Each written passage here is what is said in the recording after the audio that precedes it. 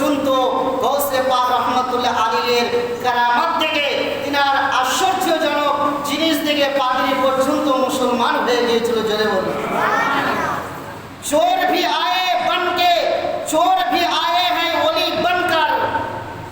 গৌসে পাক রহমতুল্লাহ আলীর দরবার কেমন দরবার, একজন চোর যখন আব্দুল কাদের জিলানী রহমতুল্লাহ আলী একদিন বাজারের মধ্যে গিয়েছেন, আর বাজার থেকে আসার পরে গৌসে পাক রহমতুল্লাহ আলীর পরনের মধ্যে একটা কিমতি মানে মূল্যবান একটা জুব্ব ছিল পরিধান করে। ওই চোরের কিন্তু লোভ হয়ে গেল, চোরের লোভ হয়ে গেল যে আব্দুল কাদের জিলানী রহমতুল্লাহ আলীর এই জুব্ব মোবারকখানাকে আমাকে চুরি করতে হবে। কবি কি বলছেন, চোর ভি আয়ে হে বন, চোর ভি আয়ে হে ওলি বনকর। গৌসে পাক রহমতুল্লাহ আলীর দরবার কেমন দরবার, চোর পর্যন্ত ওলি হয়ে যায়। আজিজানে মোহতারাম, তো হযরতে সৈয়দনা গৌসে পাক রহমতুল্লাহ আলী বাড়িতে আসলেন, আর ওই জুব্বখানাকে গৌসে পাক রহমতুল্লাহ আলী নিজের শরীর থেকে খুলে ঘরের মধ্যে রেখে দিয়েছে।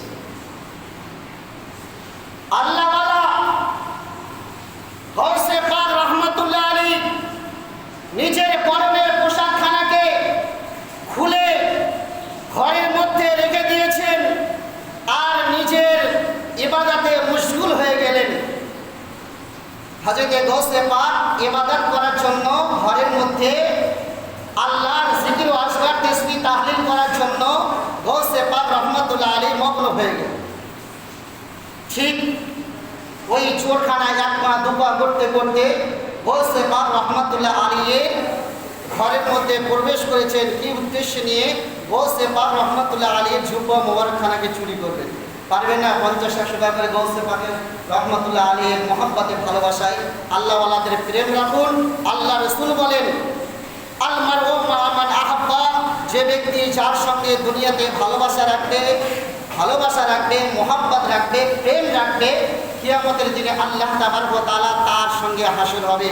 আজকে খোদার কসম করে বলি, যদি সারা বিশ্বের বিখ্যাত ওলিয়ে আযম গৌসে পাক রহমতুল্লাহ আলীর সঙ্গে যদি আপনারা বন্ধুত্ব রাখেন, যদি ভালোবাসা রাখেন, এই গৌসে পাক রহমতুল্লাহ আলী কাল কিয়ামতের দিনে আপনার জন্য সুপারিশ করে দাঁড়াবেন।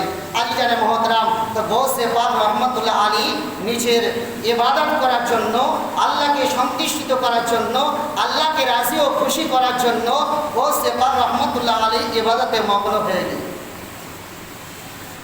গৌসে পাক রাদিয়াল্লাহু তাআলা আনহু যখন ইবাদতে মগ্ন হয়ে গেলেন, ওই চোর যেন হযরতে গৌসে পাক রহমতুল্লাহ আলীর ঘরের মধ্যে প্রবেশ করলেন। দেখলেন জুব্বাখানাকে গৌসে পাক রহমতুল্লাহ আলী একটা জায়গার মধ্যে রেখে দিয়েছেন। ওই চোরখানা চুরি করার উদ্দেশ্য নিয়ে হাতের মধ্যে জুব্বাখানা তুলেছেন, আর ওই জুব্বাখানা তোলার পরে গৌসে পাক রহমতুল্লাহ আলীর ওই জুব্বাখানা যেন বগলের মধ্যে চেপে নিয়েছেন। গৌসে পাক যেন নামাজ ইবাদতের মধ্যে মগ্ন, চোর যখন ওই বগলের মধ্যে জুব্বাখানাকে চেপে ধরেছেন, এইবার ওই চোরখানা যেন ওই জুব্বাখানা নিয়ে ঘর থেকে বের হবেন, এনত অবস্থায় আল্লাহর কারিশমা হয়ে গেল। আল্লাহ তাবারক ওয়া তাআলা ওই গৌসে পাকের জুব্বাখানাকে চুরি করা কিন্তু চোর যেন আর দরজাখানা যেন খুঁজে যেন পাচ্ছেন না।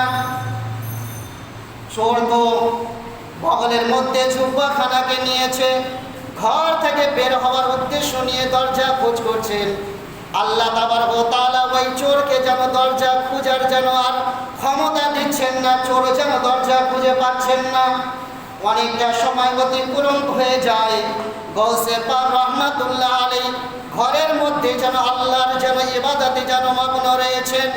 কিছুক্ষণ পরে গৌসে পাক রহমতুল্লাহ আলীর যখন ইবাদত যখন সম্পূর্ণ হয়ে যায়, গৌসে পাক রহমতুল্লাহ আলী যেন দেখতেছেন দরজার এক কোণে ওই চোরখানা যেন চুপ করে যেন দাঁড়িয়ে রয়েছেন।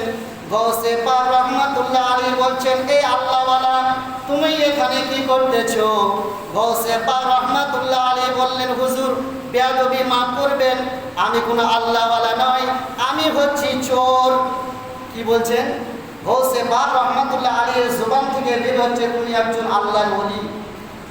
আর ওই চোর বলছে, হুজুর আপনি আমাকে লজ্জিত দিবেন না, আমি আল্লাহর ওলি নই, আমি হচ্ছি চোর, আপনার জুব্বা চুরি করার জন্য এসেছিলাম, আপনার জুব্বাখানা নিয়েছি, কিন্তু আমি দরজা খুঁজে পাচ্ছি না। গৌসে পাক রহমাতুল্লাহ আলাইহির মুখ থেকে বের হওয়া জবান থেকে, তুমি একজন আল্লাহর ওলি, যখন এই গৌসে পাক রহমাতুল্লাহ আলাইহি বলেছেন তুমি একজন আল্লাহর ওলি, তো সেই জামানার মধ্যে ওই চোর পর্যন্ত আল্লাহর ওলি হয়ে গিয়েছিল। জোরে বলুন সুবহানাল্লাহ।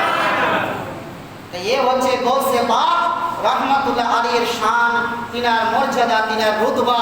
আজিজান মোহতারাম, ওই জন্য বললেন চোর ভি আয়ে হ্যাঁ ওলি बनकर, चोर भी आए हैं ওলি बनकर, दर ही ऐसा है गौसे आजम का। চোর পর্যন্ত গৌসে পাক রহমাতুল্লাহ আলাইহির দরবারে গেলে চোর পর্যন্ত ওলি বেনে যায়। ওই দার হচ্ছে হযরত গৌসে পাক রহমাতুল্লাহ আলাইহি।